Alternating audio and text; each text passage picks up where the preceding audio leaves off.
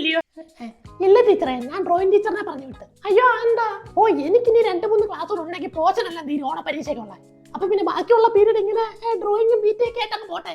പിള്ളേർക്കൊരു relaxation ഉണ്ടായോ? അയ്യോ ടീച്ചറെ, എന്ത് പരിപാടിയാ കാണിച്ചേ? ആ പീരീഡ് എനിക്ക് തന്നെ ഞാൻ പോയി പഠിപ്പിക്കത്തില്ലായിരുന്നോ? പഠിപ്പിക്കാനാണെങ്കിൽ എനിക്ക് പോയി പഠിപ്പിച്ചൂടായോ? ഇത് പിള്ളേരുടെ സന്തോഷം, അതിന് വേണ്ടിയാ. ടീച്ചർ കയറണ്ടാട്ടാ. എന്തൊരു സാധനമായത്? ഇച്ചിരി ഭയങ്കര സാധനം. കേട്ടായിരുന്നോ? ഇല്ല കേട്ടില്ല. അതും കേട്ടോ?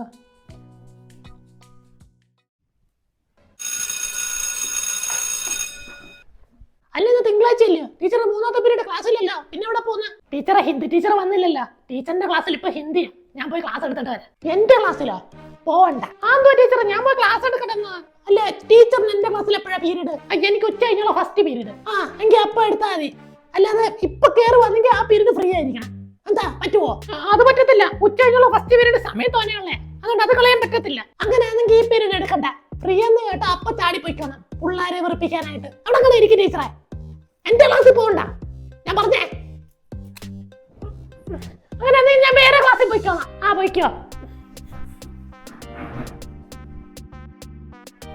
മക്കളെ. നിങ്ങൾക്ക് ഇപ്പൊ PT അല്ലയോ? ആണ് ടീച്ചറെ. അങ്ങനെയാണെങ്കിൽ ആരെങ്കിലും കേറുന്നതിന് മുമ്പ് വേഗം ഗ്രൗണ്ടിൽ പോയിട്ട് മാറ്റി ബോളും എല്ലാം എടുത്ത് ഞാൻ വെളിയിൽ വെച്ച് പോകുന്നു. വേഗം ആരെങ്കിലും വരുന്നതിന് മുമ്പ് കേട്ടോ.